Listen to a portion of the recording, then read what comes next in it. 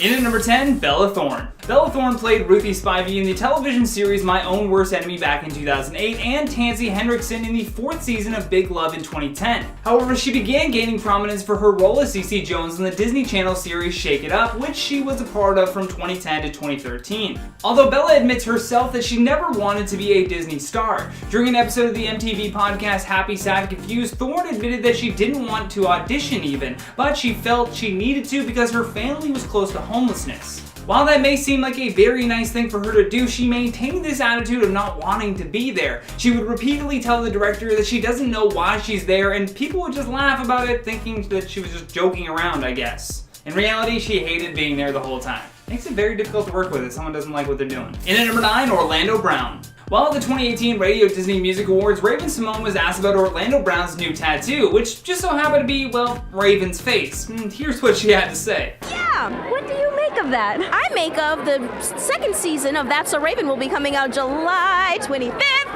Bye! Looks like they haven't really been keeping in touch following their time with Disney. Orlando was a child actor on many sitcoms, but is best known for his role as Eddie Thomas on That's So Raven. However, it became evident how difficult he is to work with when Disney reprised the show under its new name, Raven's Home. While her and Anneliese van der Pol came back, Orlando was noticeably missing from the reunion. The main reason why they couldn't have him back is due to his non-Disney-like behavior. Brown made headlines after he was arrested for public intoxication and disturbing the peace after he threatened to kill a woman. Not exactly the best person to be working with after that. In at number 8, Lelaine Vergara. Lelaine is best known for her role as Miranda Sanchez on Lizzie McGuire, and after she tried to pursue a music career, she sort of fell into obscurity. She had filmed with the show from 2001 to 2004, but by 2007, people started to find out who she really is. In July of 2007, Lelaine was arrested and charged with felony possession of methamphetamines. She pleaded guilty to the charge, and a $50,000 bench warrant was set after she had failed to appear in court for her hearings. And according to Lelaine, she had some serious beef with her fellow actors as she was the only one deemed to be too ethnic.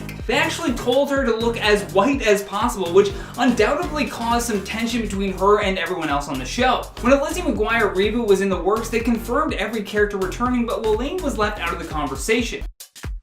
In spot number 7 is Charlie Sheen. His partying and aggressive behavior made him nearly impossible to work with on the set of 2.5 Men. He ended up being fired from the show, and it became a huge public lawsuit. In a letter to Sheen's lawyer, the Warner Brothers counsel described him as having a series of well-chronicled and increasingly erratic outbursts. They also pointed out that he had missed rehearsals, made inappropriate comments, and was losing weight quickly. They claim that they gave him multiple chances to clean himself up in rehab, but he never did. Instead, he cursed out the producer and demanded a ridiculous raise. They ended up firing him and replacing him with Ashton Kutcher. In at number 6, Zac Efron. Zac Efron first rose to prominence when he landed the lead role of Troy Bolton in Disney's High School Musical. From there, he basically became a teen heartthrob and at the center of attention in Hollywood. Zac told The Hollywood Reporter that he started drinking a lot and got deeply involved with hard drugs. His excuse was that he was in his 20s, single, and going through life in Hollywood, and everything felt like it was just being thrown at him. Apparently, while filming the movie Neighbors with Seth Rogen, his drug habits started to spiral out of control. They even needed to halt filming while he checked himself into rehab for a cocaine addiction. And then on top of that, his reckless behavior extended further than just his substance abuse behind the scenes. According to TMZ, Zac got himself into a violent altercation with a homeless man on Skid Row in Los Angeles, which resulted in him getting punched in the mouth right before the police finally separated them. A source told TMZ that Zac was obviously intoxicated and willingly engaged in mutual combat with this homeless guy. Yeah, that's not stable behavior for an actor that you want to work with. Definitely not for Disney. In at number 5, Idris Elba. Most actors that are part of the MCU see it as a blessing for their career, which is a lot considering that most of Hollywood shied away from superhero films because they didn't want to be pigeonholed. Even though Idris Elba had a key role in the franchise, he still believed in the latter and actually referred to working in Marvel movies as torture. Specifically, he was referring to his role in Thor 2 and the reshoots required after he had wrapped on the film Mandela: Long Walk to Freedom. Idris elaborated on this scene, specifically when he told media outlets, "I'm actually falling down from a spaceship, so they had to put me in a harness in this green screen studio, and in between takes I was stuck there. Fake hair stuck on my head with glue, this effing helmet while they reset. And I'm thinking 24 hours ago I was Mandela. I was literally walking in this man's boots. Within 6 months we were all so in love with this film that we had made. I was Mandela practically, then there I was in this stupid harness with this wig and this sword and these contact lenses. It ripped my heart out." And that statement ripped mine out. We love you, Idris. Why would you be so difficult to work with. In at number 4, Jake T. Austin. Beginning his career as a child actor at the age of 7, Austin is a 5-time Young Artist Award nominee, 2-time Teen Choice Award nominee, and Nickelodeon Kids' Choice Award nominee. He's best known though for his role as Max Russo on the Disney Channel series Wizards of Waverly Place. Jake attributes a lot of his bad behavior to the tough transition of moving from child actor to an evolved adult star. While at the Teen Choice Awards, apparently Austin threw a giant temper tantrum backstage after a staff member didn't recognize him. According to TMZ and multiple eyewitness accounts, he became infuriated by this and started throwing empty shoeboxes at a female staff member. But then he said this next year. This has been the summer of kick-ass women.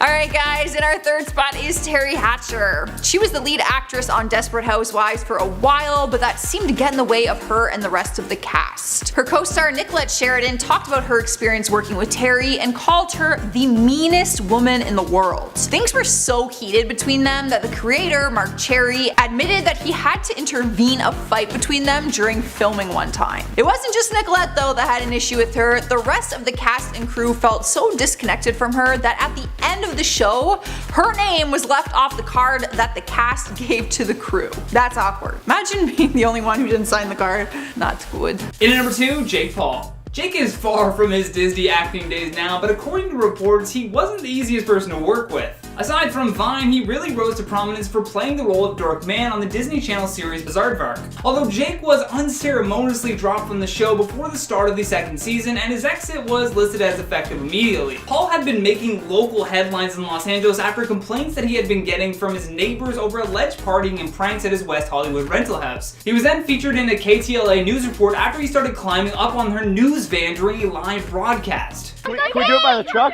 Yeah. In a minute. Yeah. Let's go by the truck. Whoa. I wouldn't crawl up there. Why? Okay. I just wouldn't do that. I want to do the interview here. Yeah, A spokesperson from the Disney Channel refused to comment as to why they dropped him, but explained that it was a mutual departure and that they wished him all the best. Probably had a lot to do with those news segments. I'm gonna go with the news segments. Last but certainly not least, in our number 1 spot, Miley Cyrus. Arguably one of the most successful child stars of her generation, Miley has had a rise and fall like nobody else. She became a teen idol as the title character of the Disney Channel television series Hannah Montana, which ultimately led to her becoming a very successful recording artist as well. Although all of that fame and being the daughter of a rock star aren't necessarily great for one's ego. She started to perform as both Hannah Montana and herself, which really did a number on her psyche and led to her becoming sort of a double diva. In her book titled Miles to Go, Miley reflected on her time working with co-star Emily Osment on the show and said that when the camera stopped rolling, they didn't really get along. Miley writes, "The show felt real to me and I wanted my relationship with Lily to feel real too. I knew it didn't have to, show business is show business, but I was disappointed. There were times when I didn't think we could ever be friends. We just couldn't figure out how to get along." Probably because you're a diva. Just guessing. In at number 10, Terrence Howard.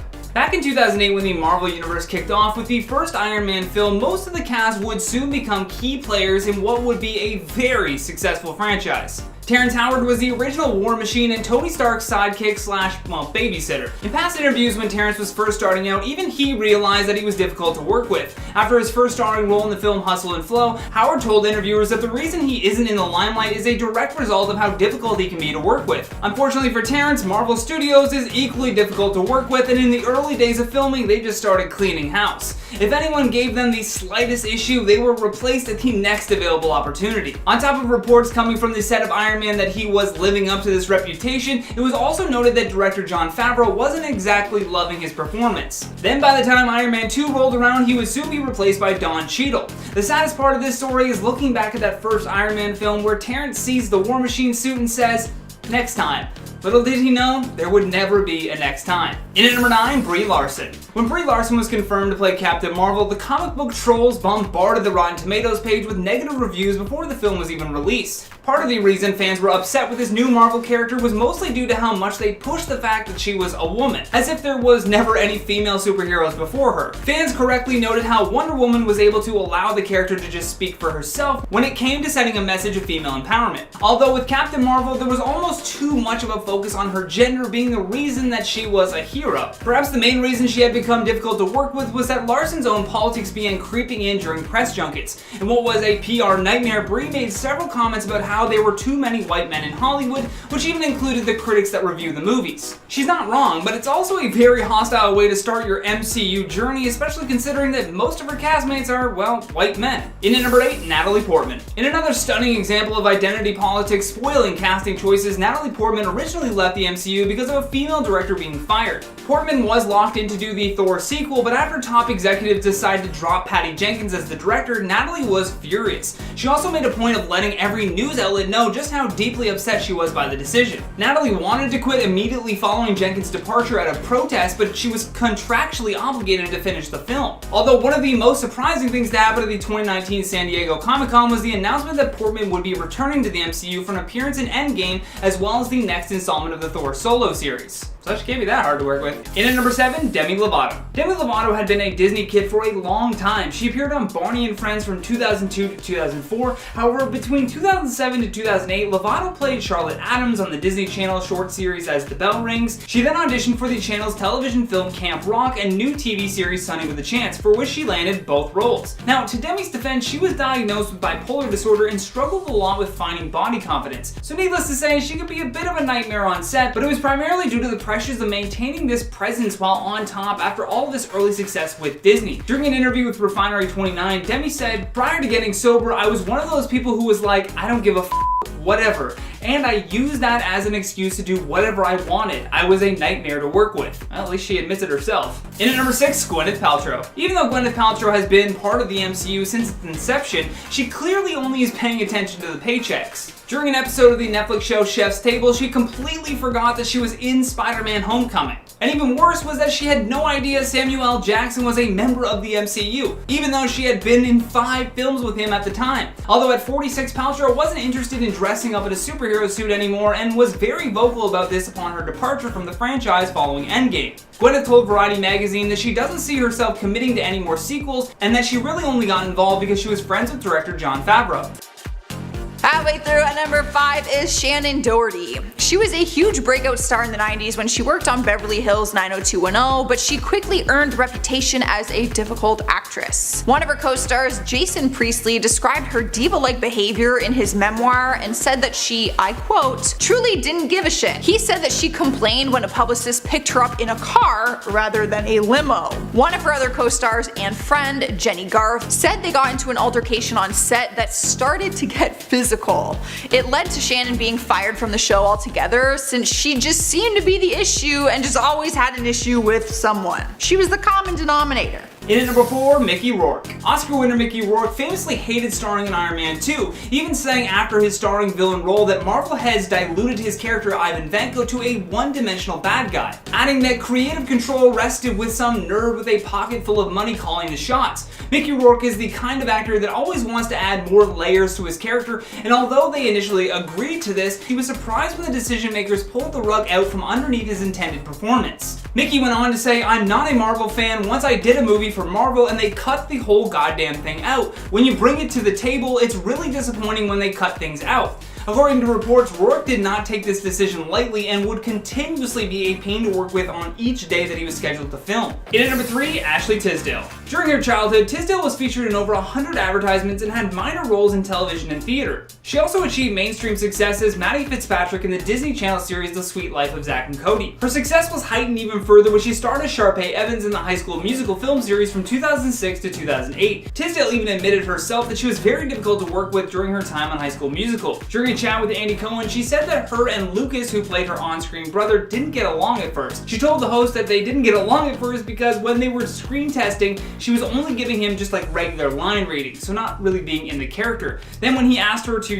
method act to get themselves into character, she noticed that her attitude was creeping a little too closely to that of her character Sharpay. She went on to say, "I do think I became a lot like the character, and I think he thought I was really like Sharpay, and it wasn't until we wrapped that he was like, oh, you're not that person." Or is she? In at number 2, Guy Pearce. Before starring as the slimeball villain Aldrich Killian in Iron Man 3, Pearce had a list of demands before he agreed to even take on the role. While his agency was excited at the opportunity to have their client involved with this project, Guy was a little more hesitant. He was very open about how he preferred preferred to work with interesting directors and weighty material, but took the meeting because he enjoyed the first Iron Man film. Shane Black, who directed the film, was a big fan of Guy Pearce and was basically bending over backwards just to get him in the room for a meeting with Marvel Studios. Shane ran him through the general idea of how he would be involved in the film, but Pearce did end up telling his agent that he was not going to do the movie until they showed him the script. As we're sure you know by now, Marvel is very secretive about handing out material for projects because, well, they don't want any details leaked. Although when Pearce refused to take the role without a script, they emailed him a link that would expire after 2 hours. Last but certainly not least, on our number 1 spot, Anthony Hopkins. After Thor: The Dark World, Anthony Hopkins admitted that he had no interest in coming back as Odin for the following film, Thor: Ragnarok. Apparently, he had been so disinterested in the entire Thor franchise that he felt doing 2 movies was more than enough for him. It wasn't until Taika Waititi was announced to be directing the next movie that he agreed to stay on board.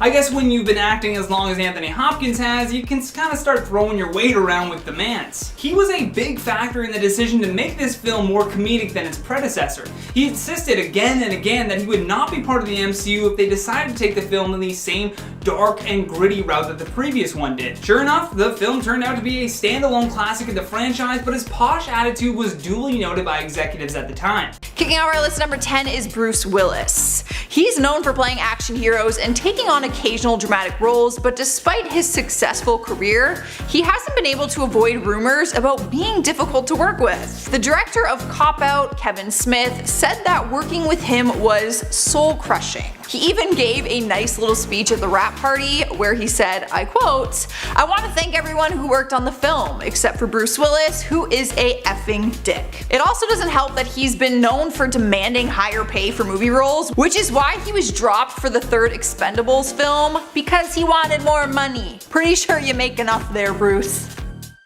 Up next, number 9 is Julia Roberts. She's been a huge Hollywood actor for years, and from the outside looking in, she doesn't look anything far from sweet and kind, to me anyway. But sources have revealed that she can be difficult to work with. Crew members from the movie Hook gave her the nickname Tinker Hell, rather than using her character name Tinkerbell. Steven Spielberg was also asked during an interview if he would ever work with her again after the 1991 movie, and he responded with a simple no. The two of them apparently butt heads, and people say it was because she was struggling since her engagement to Kiefer Sutherland was called off 4 days before their wedding during that time. Spielberg didn't bash her name, like he really wasn't that harsh about it. He just said that it wasn't a good experience working together. I can't picture Julia Roberts being mean. In at number 7, Edward Norton. When The Incredible Hulk was released, no one really considered that this would officially be the second entry into the Marvel Cinematic Universe. At the time, Edward Norton was an excellent choice to take on the Jekyll and Hyde scientist Bruce Banner. Although once the film came out, rumors started circling that Norton was very difficult to work with on set. One insider report claimed that he insisted on rewriting the script himself. These claims were confirmed a decade later by Ed himself during the roast of Bruce Willis, where he utilized his time on stage to take shots at Marvel. Norton would go on to say that he thought they should at least try to make one Marvel movie that was at least as good as the worst Chris Nolan movie.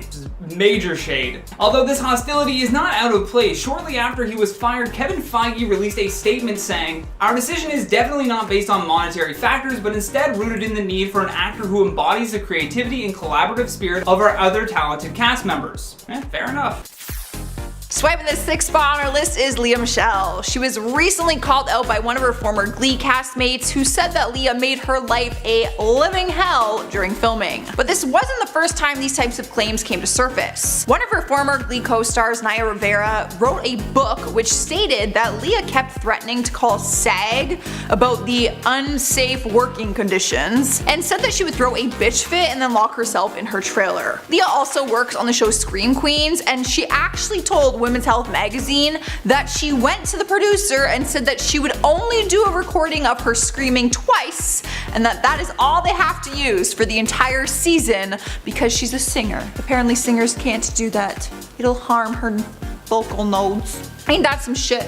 You sign up for a show called Scream Queens, then be like, you get one scream for the whole season. Same pitch and everything. Hope it works in every sequence. In at number 5, Shia LaBeouf. Most people will recognize Shia LaBeouf from his time with the Transformers franchise, but I'll always know him as just Louis Stevens in the Disney Channel series Even Stevens, a role for which he received a Young Artist Award nomination in 2001 and won a Daytime Emmy Award in 2003. Although Shia LaBeouf's career would soon take a tumultuous turn. In 2017 alone, the actor was sued for $5 million by a bartender. He was arrested in Savannah, Georgia for public intoxication, and he was ordered to attend a 10-week rehab program. Although Shia has done his best to shed all these rumors surrounding him about being difficult to work with. I mean, while working on the set of Fury, he received a ton of praise from his fellow actors. Brad Pitt even paid him a huge compliment during his interview with GQ magazine. Brad told the magazine, "Oh, I love this boy. He's one of the best actors I've ever seen. He's full-on commitment, man. He's living it like no one else. Let me tell you, I've been fortunate enough to work with a lot of great actors, and he's one of the best I've ever seen." I wish I could have done that in a Brad Pitt voice.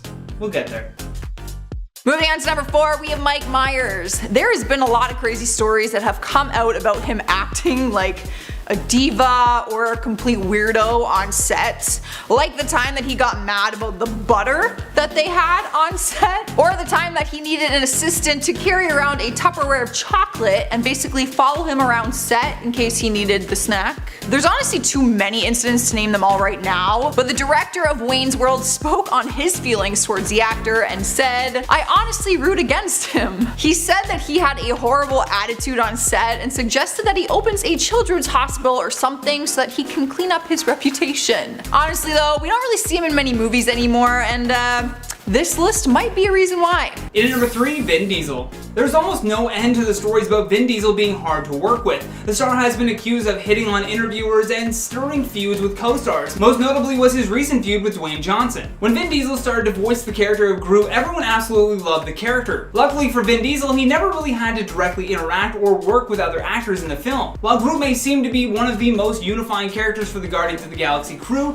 the reality is the actor voicing him is the exact opposite. According to reports, while filming Fast and Furious 7, he was an absolute nightmare while on set. This insider told The Hollywood Reporter Vin spent a whole day in his trailer one day. The next day, they waited 4 hours for him. He called a meeting of studio execs to his trailer for 2.5 hours to say, "What the F am I doing here?" And then the next day, work was done with doubles, and another source confirms that progress had been frustrating with the whole crew suffering from low morale. All thanks to Vin Diesel. Taking over the number 2 spot is Katherine Heigl. This actress has one of the harshest difficult actors to work with titles because it seems like she dug herself into a hole on a few occasions. Like the time in 2008 when she criticized a movie she starred in, Knocked Up, by calling it sexist, which ended up causing a feud with the director and her co-star Seth Rogen. Then she disrespected the Grey's Anatomy writers by claiming the writing wasn't good enough for her to be considered for an Emmy. She has apologized for her comments, but her reputation just still stands the way it is. Probably because she went as far as actually withdrawing herself from the nomination for the Emmy. Like, she put in a lot of effort to make some calls and say, "Oh, I don't need to be nominated." That's insane. What a fool. Earning the number 1 spot is Christian Bale. Now, I like to think that he has matured over the years, and over time he has reflected on the incident where he went off on a lighting crew member. The behind the scenes footage of an altercation went viral online, which showed Bale losing it on a crew member during a scene from Terminator Salvation. In the clip, he is yelling at the crew guy, threatening to get him fired, dropping the F-bomb left and right, honestly just going insane for like 10 minutes. Apparently, the crew member walked into frame during one of his scenes to fix a light, but it threw Bale out of character and he was pissed. He has apologized since then and admits that his behavior was inexcusable, but similar stories have been told from other movie sets that he has been involved with. So we really don't know if he's still hard to work with or not. But after seeing that video, I'd be so scared to work with him. He's crazy.